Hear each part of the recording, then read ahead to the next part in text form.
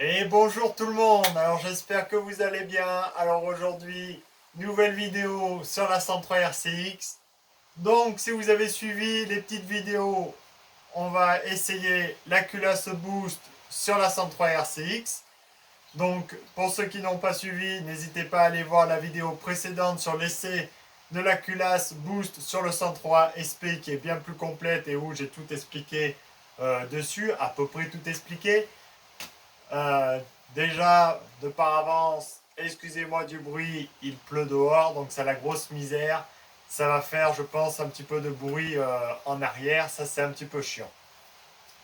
Sinon, j'ai regardé un petit peu les commentaires, tout ça de la vidéo, et certains ont remonté quelques petites questions ou des points noirs ou quoi que ce soit, comme on peut dire.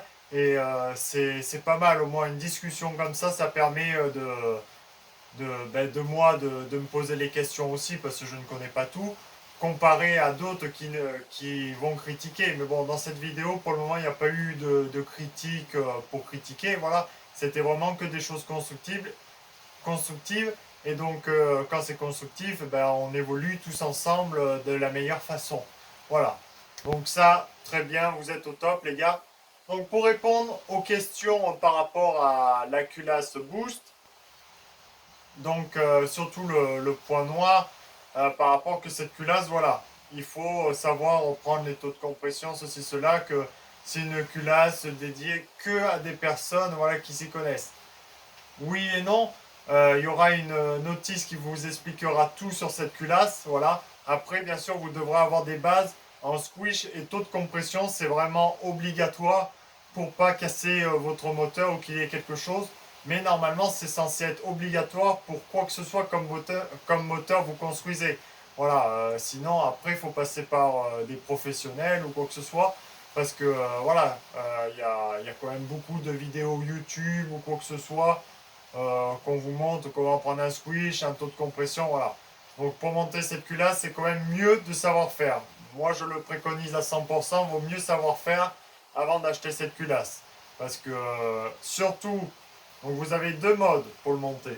Donc soit avec une cale sous le cylindre, voilà, où vous rehaussez votre cylindre, tout dépend des cylindres, parce qu'il y en a des cylindres où le piston vient à plat, donc vous rehaussez que de 2 mm, et les arsales où le piston dépasse de 1 mm du plan de joint, donc vous rehaussez de 3 mm. Voilà, c'est à peu près une fourchette. Après, voilà, d'où l'importance de savoir faire un squish pour être idéal en squish et en taux de compression. Voilà. Sinon, si vous ne savez pas, parce que ça demande quand même des compétences, parce que passer d'un moteur à 160 degrés et passer à un moteur à 180 degrés, comme j'avais expliqué un peu dans la vidéo, j'avais peur que voilà, je sois trop creux en bas et quoi que ce soit, et ça a été le cas sans modification. Donc ça demandait à toucher transmission. On peut toucher avance à l'allumage aussi pour être vraiment pointilleux. Faut toucher à plein de choses. Il faut avoir l'échappement qui va derrière, le carburateur qui va derrière. Moi, j'étais en 15 PHBG, donc ça aide. Mais l'idéal, vu les diagrammes que j'étais, un 17, 19 aurait été mieux. Donc voilà, c'est vrai qu'en changeant les diagrammes quand on s'y connaît pas, ça demande quand même un petit peu d'expérience. Ça demande quand même un petit peu de boulot avec un Dremel pour redessiner l'échappement, parce qu'un échappement tout petit comme ça, avec 160 degrés dessous, ça demande à l'élargir, à mieux le dessiner. Donc il faut quand même un petit peu s'y connaître. Ça, je ne contredis en rien du tout, c'est vrai. Donc après, pour les personnes voilà, qui veulent cette culasse qui est avantageuse par rapport au refroidissement, automatiquement, vu qu'elle va mieux refroidir et quoi que ce soit, elle a une bonne bande de squish, une bonne chambre de combustion par rapport aux essences, on va dire, de maintenant. Voilà, donc c'est quand même pas mal. Vous avez une cale en alu de 2 mm en dessous du joint de culasse. Donc vous mettez votre joint torique, vous mettez votre cale, tac, comme ça vous êtes bien centré et ça vous permet de faire une bonne bande de squish. Voilà, vous êtes vraiment pas mal juste avec une cale en aluminium et vous n'avez pas besoin de retoucher vos dessous de moteur quoi que ce soit. Donc si vous avez une culasse d'origine, que vous voulez plus de taux de compression, vous achetez ça, tac, au moins vous aurez un meilleur refroidissement, meilleur taux de compression, mais vous n'avez pas besoin de toucher vos diagrammes. Pour moi, c'est pas trop utile d'acheter une culasse comme ça si c'est juste pour faire ça. Mais bon, Déjà, ça marchera bien mieux avec une culasse comme ça qu'une culasse origine, ça c'est sûr. Vous n'avez pas de tout le décompresseur et tout le temps. Mais l'idéal quand même, c'est de rehausser ces diagrammes pour vraiment exploiter au mieux sa machine, quoi, son moteur. Mais ça demande plus d'expérience, automatiquement. Et le deuxième point, qu'une personne a très bien fait de réfléchir et de dire, c'est très très malin, comme quoi on ne pouvait pas prendre le taux réel de compression. Et c'est vrai, parce que ici, comme je montrais dans la précédente vidéo, avec le filetage de bougie, ça fait une sorte de rebut de cratère. Ça fait une remontée à l'intérieur là. Niveau du filetage, vous avez votre chambre de combustion là-dedans, et hop, ça remonte comme ça. Donc ça veut dire qu'il y a une toute petite pellicule d'air, de bulle d'air qu'on ne peut pas enlever. Et c'est tout à fait vrai. Donc ça veut dire que moi, quand j'ai pris mon taux de compression, à peu près 13 de taux de compression, quand j'avais monté mon moteur, en réalité, allez, on arrondit, on était 11,5, 12 de taux de compression réel. Voilà. Donc c'est pour ça que le moteur, au final, eh ben, 180 degrés, 11,5, 12 de taux de compression, eh ben, au final, j'étais pas assez. Donc avec cette culasse, n'hésitez pas à enlever 1 de taux de compression. Voilà, par rapport à votre calcul, vous montez à 15 de taux de compression avec le calcul, vous serez à approximativement de 14. Je sais, c'est de l'approximation, mais je pense qu'on ne doit pas être bien loin, à peu près avec cette approximation ou quoi que ce soit, vu que ça bouffe pas non plus énormément de volume. Mais il faut prendre ça en compte, et merci à la personne qui l'a précisé, il y a une petite bulle d'air qui se fait. Donc l'idéal, soit c'est de faire sauter cette échancrure et donc que l'air sorte complètement, ou sinon vous enlevez un de point par rapport au taux de compression. Donc voilà, j'espère que j'ai répondu à ces questions, et puis en même temps ça répond à tout le monde, comme ça vous avez un meilleur avis. Voilà. Et puis ça permet de faire évoluer les choses et tout le temps. Bref, donc là, je vais vous mettre une vidéo sur la 103 RCX telle qu'elle est actuellement. Donc dessus, j'ai un moteur carburateur 17.5. J'ai la boîte à clapper mal aussi, les carters qui ont été préparés par mes soins, kit 50 Bidalo RR, culasse Doppler, allumage d'origine calé à 1,1 avant-point Moraux, Poggi ADNI Sport, variateur Doppler ER3 et l'embrayage qui a été un petit peu allégé et avec des ressorts plus durs pour embrayer plus tard automatiquement. J'ai une transmission de 11 par 59. Voilà. Donc vous avez toutes les données. Le ressort, c'est un ressort Doppler blanc. Donc automatiquement, ce moteur, j'aurai moins de boulot comparé à la 103 SP où ça a été quand même un gros casse-tête hors vidéo pour régler quoi que ce soit. Ça m'a demandé pas mal de temps et malheureusement ces temps-ci, j'ai plus trop de temps. C'est pour ça que les vidéos ont du mal à sortir. Donc la 103 RCX, ça sera un petit peu plus rapide à régler automatiquement vu qu'elle est faite pour tourner dans les tours. Donc, et puis là, on va poser la culasse avec cette cale en aluminium, voilà, de 2 mm pour pas toucher à mes diagrammes, parce que j'ai déjà des diagrammes de 190 à l'échappement. Donc si je rehausse de 2 mm mon cylindre, je vais monter à 210, 214 et je serai complètement dans les choux. Donc ça servirait strictement à rien, j'aurai plus rien avec ma mobilette. Donc c'est pour ça qu'il existe cette cale en alu, soit pour les cylindres qui ont déjà des hauts diagrammes pour pas les rehausser, utiliser cette culasse qui a un meilleur refroidissement et une chambre de combustion un petit peu mieux étudiée. Ou sinon, après, pour les gens voilà, qui veulent quand même une meilleure culasse parce qu'elle est très qualitative, mais qui ne veulent pas s'embêter à changer les diagrammes ou faire hurler leur moteur ou quoi que ce soit. Ce que je peux tout à fait comprendre et c'est tout à fait normal pour moi user le moulin. Après, ça dépend de plein de choses. Un moteur peut hurler, ça dépend de la personne qui conduit. Si on est tout le temps à fond, le moteur va chauffer, va serrer. Ça dépend du refroidissement, ça dépend du montage, ça dépend des pièces utilisées, ça dépend de l'huile utilisée, ça dépend de plein de choses qui fera un moteur fiable et un moteur non fiable. Voilà. Bref, assez de blabla, j'espère que j'ai un petit peu tout dit. Et puis on est parti, allez go, bon visionnage.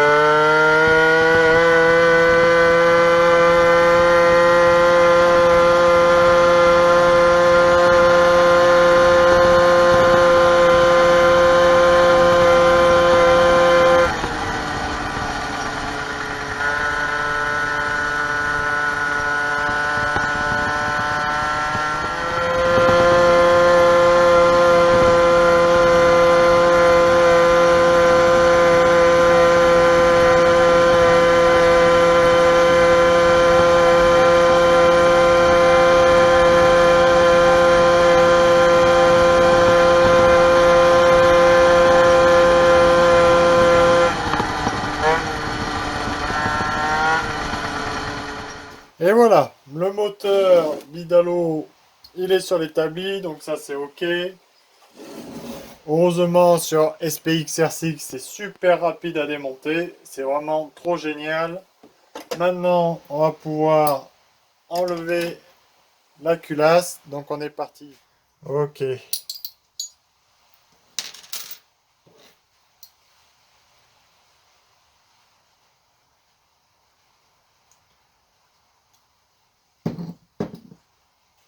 Ouais, le joint de Toric Bidalo commence à chauffer. Bref, donc voilà la chambre de combustion, ce que ça donne. Donc un petit peu noir, un petit peu gras. Mais bon, on est pas mal. Là, je suis à 50% d'éthanol. La bougie, ça fait noir grisâtre. Ça, c'est quand on est un poil riche. Donc écoutez, mais ça tourne très bien. C'est fiable. Ça va super bien. Bon voilà, le moteur est calé. Donc voilà le petit piston. Donc le dessus, il est propre. Donc pareil, un poil riche. Mais bon, vaut mieux comme ça. Il marche très bien. Le cylindre. Donc lui qui est en super bon état.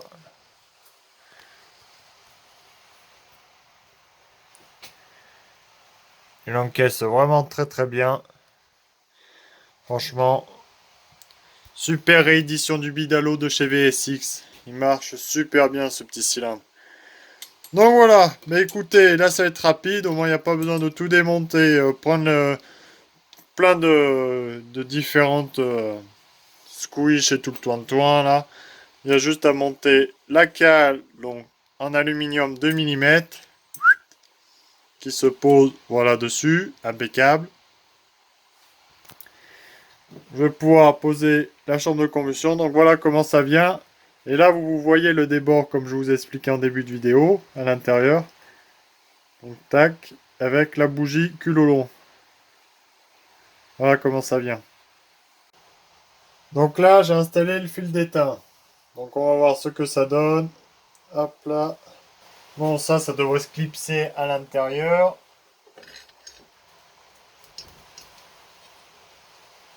Tac, voilà, tout vient comme il faut.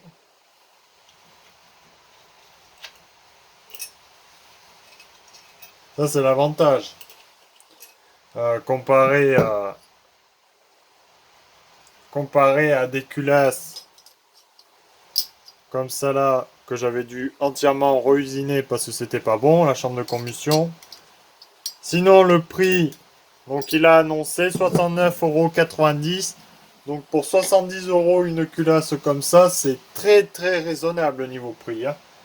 Y a pas...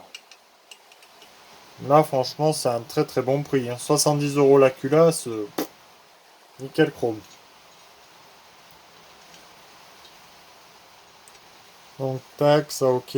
Bon bien sûr 70 € la culasse, c'est que la culasse. Il n'y a pas de cale en aluminium, ça sera en supplément. Je connais pas les prix, les délais. Donc il annonce fin novembre, mais bon c'est a priori. Donc allez, début d'année 2021, on verra bien.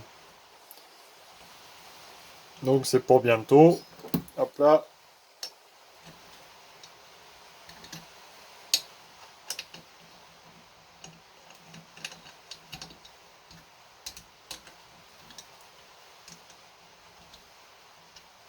Je vérifie bien que c'est bien clipsé. Ouais, ça porte vraiment partout. Donc là, même entre la chemise, entre le cylindre, la cale en alu et le cylindre, j'ai même pas mis de pâte à joint. Parce que dans la logique, des pièces en aluminium font étanchéité par elles-mêmes. Donc on va tester. Je vais voir, je vais même pas me prendre la tête à mettre pâte à joint, pas de pâte à joint. Et puis là aussi, je suis montage à blanc aussi. Donc je verrai bien si je mets de la pâte à joint ou pas. J'ai bien envie de tester sans pâte à joint. De toute façon, je mets du liquide. Et puis s'il fuit, eh ben, ça ira très vite. Hein. Donc là, voilà la culasse comme ça donne. Bon, vraiment super bien. Donc ça, vous l'avez vu. Et là, la petite Doppler. Il n'y a pas photo, là, c'est autre chose. Hein. Niveau ailette et tout le toin-toin. Voilà. Donc ça, c'est fait, c'est serré. Et voilà. Ça, c'est écrasé. Impeccable. Donc maintenant, on peut regarder ce que ça donne. Donc là, voilà. Ma batterie commence à être faible en plus. Donc le squish. Un 20.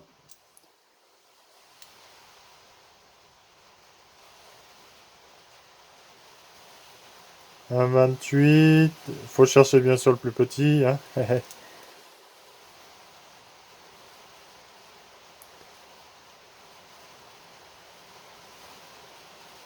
Un 26. Un 24. Un 24 ce côté. Un 20. Un 28. Allez. 1 mm 20 de squish. Donc bien sûr, il n'y a que un joint de 0,25 d'en base qui est déjà tassé. Donc là, il n'y aura pas du tout d'autre tassement. Sinon, au niveau cylindre, vous pouvez voir la cale en aluminium qui vient pile poil par rapport au cylindre. Donc vraiment du travail magnifique. Et de toute façon, vu que le piston ne vient pas au-dessus, donc c'est bon. Vous voyez. Donc là, avec une cale de 2 mm plus son entrée comme ça, Voilà, on est à 1 mm de 20, 1 mm 20 de squish. Donc voilà, une fois monté, ce que ça donne. Donc avec la cale en aluminium dessous.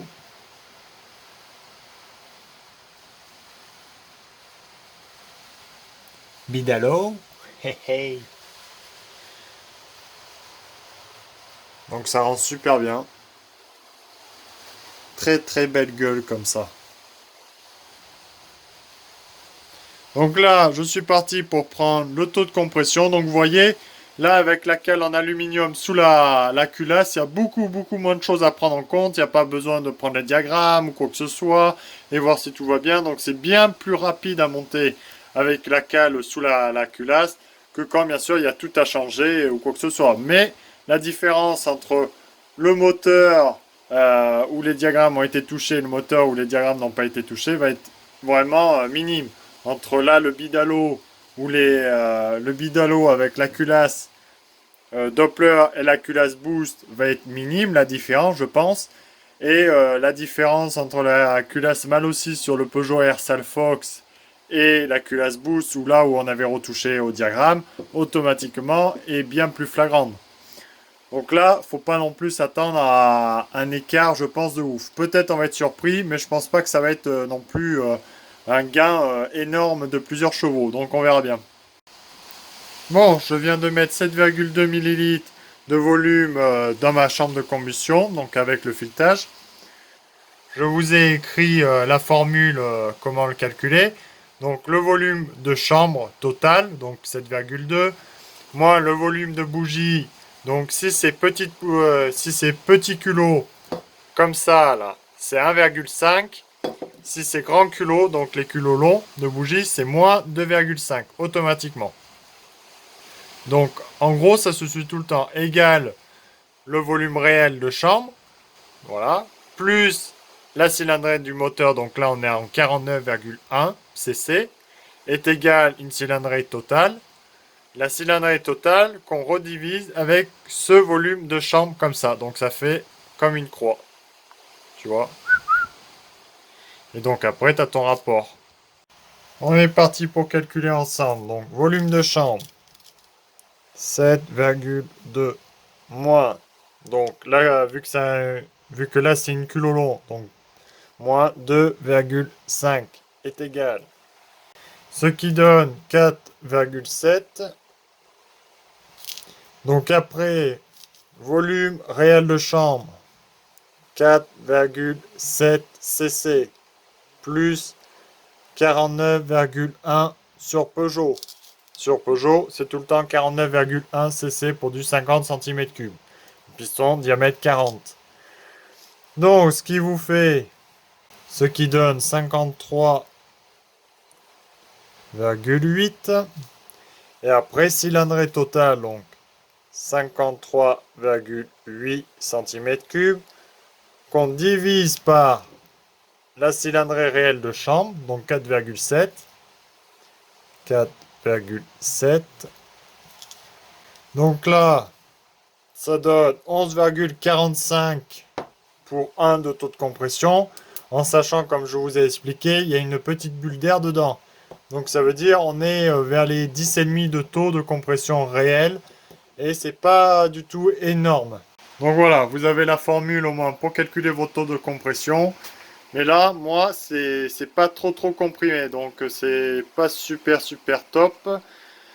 Ce qu'il aurait fallu, c'est un joint une cale de culasse un petit peu moins épaisse.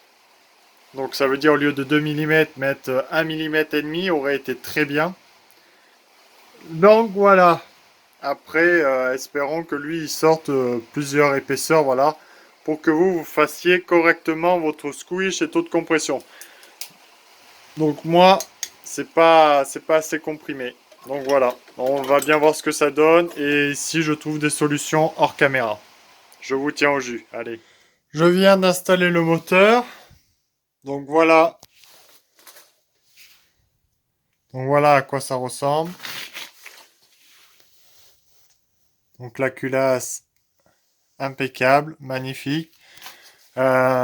Là, avec l'antiparasite, ça passe impeccable par rapport à moi, mon refroidissement liquide de base. Voilà. Donc là, c'est super. La bougie est bien droite. Vous voyez, j'ai une culasse polygonale de TSA adaptable. Donc ça, c'est quand j'avais passé en diamètre 46. Voilà, pour avoir quand même un bon refroidissement. Vous voyez un peu ce que ça donne. Mais la bougie est inclinée. Donc voilà, donc c'est pas du tout top. C'est vraiment pas du tout l'idéal. Et en plus, ça venait avec l'antiparasite de taper voilà, sur les barres. Donc c'était vraiment pas top du tout de chez du tout. Mais voilà ce que ça donnait. Tac, la grosse culasse polygonale. Là-dessus, vous avez bien sûr un décompresseur. Donc diamètre 46, on arrive à avoir une bonne compression, mais diamètre 40, on n'a rien comme compression. En plus, la chambre de combustion n'est pas idéale du tout. Les avances à l'allumage, on ne sait pas trop, vu que c'est complètement incliné. C'est vraiment pas top du tout, ces culasses. Donc c'est pour ça une culasse comme ça est vraiment l'idéal. Aussi, il m'a annoncé qu'il avait fait un adaptateur pour les passer en diamètre 46. Donc ceux qui la voudront pour foutre sur des kits 70, ils auront l'adaptateur. Voilà. Donc il vous vendra tout ça. Bon, il ne reste plus qu'à essayer tout ça et voir ce que ça donne. Donc j'ai pas touché au taux de compression. On est aux alentours de 10,5 de taux de compression réel. Voilà, donc on verra bien ce que ça donne. Là, j'ai rien touché du tout, j'ai même pas encore démarré. Et puis basta. Sinon, aussi, lui, il fera avec un joint de culasse, une cale de culasse, comme vous voulez l'appeler, de 1,5 mm au lieu de moi là où c'est du 2 mm. Voilà. Mais au moins, comme ça, avec les tests, ça permet d'améliorer un peu les pièces et de savoir qu'est-ce qu'il faut faire idéalement ou pas. Donc vous aurez une cale de 1,5 mm sous la culasse, donc ça comprimera un petit peu plus fort automatiquement. Et aussi petite précision pour la diamètre 46, donc l'adaptateur, ça sera aussi plot rentrant. Si je ne me trompe pas, normalement ça sera plot rentrant aussi en diamètre 46. Et pour les mâles aussi diamètre 45,5, ça ne sera pas en plot rentrant. Automatiquement, il vous vendra une cale aussi pour surélever votre culasse. Donc voilà, mais tout ça, toutes ces informations sont disponibles sur sa page Facebook Boost. Donc voilà, tout est réinstallé. La culasse, ok. Donc là, le moteur tourne impeccable, il démarre au quart de tour, donc pas de problème pour ça.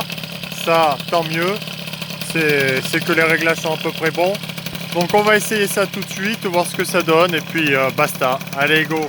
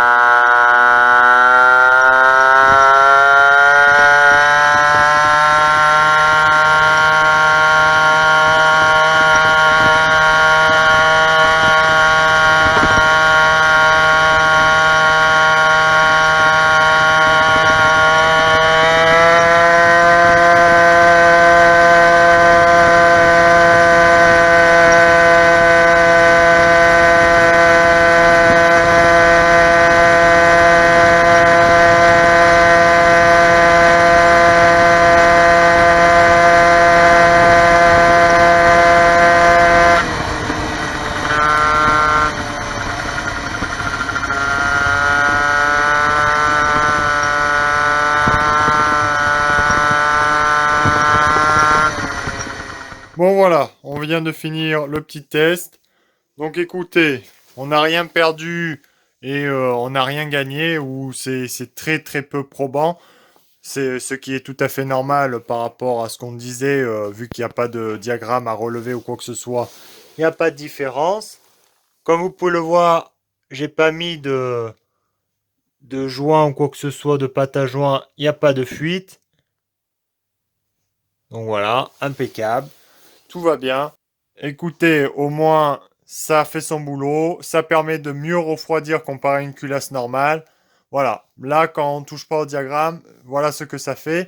Par contre, on est sur une cale de 2 mm sous la culasse. Celle que vous allez avoir, ça sera une cale de 1 mm 5. Voilà, 1 mm 5 sous la culasse, ça permettra d'un peu plus comprimer. Moi, je pense que c'est ce qui me manque. Un petit peu plus de taux de compression pour donner plus de niaque. Parce que malgré qu'on est à 10,5 de taux, donc moins comprimé comparé à la Doppler, on marche presque aussi bien. J'ai pas réglé l'allumage, j'ai pas réglé le carburateur, j'ai pas réglé le variateur, j'ai rien touché. Et regardez, ça marche très très bien. Donc pour moi, c'est ok, c'est probant. Ça permet de moins chauffer. On perd entre 10 à 15 degrés selon la température, mais à peu près 10 à 15 degrés en moins comparé à une Doppler. Et puis là, on est vraiment pas mal. Là, allez, je tourne dans les 130 degrés en pointe, 130, 135. Donc je suis vraiment super top niveau pointe. Donc j'ai pas du tout à me plaindre. Ben, pour moi, ça fait le taf. Au moins, c'est une culasse de qualité. Elle marche très très bien. Elle est adaptée au 98. Le prix, c'est 69,90 € à peu près. Voilà, ça sera dans ces eaux-là. Donc voilà, voilà. J'espère que vous aurez aimé cette vidéo. On va pas plus la tester pour le moment. J'aurais pu mettre un joint de culasse de 1 mm et relever un tout petit peu mes diagrammes pour plus comprimer et relever un poil les diagrammes pour que ce soit un peu plus flagrant la puissance. Mais bon, ça sera à vous de jouer. Moi, je pense que j'ai fait les tests. Vous voyez par vous-même. Même si on le monte avec une cale de 2 mm, il n'y a pas de perte de puissance. Donc pour moi, c'est une très très bonne pièce. Donc voilà. Allez, à très bientôt les gars. Salut.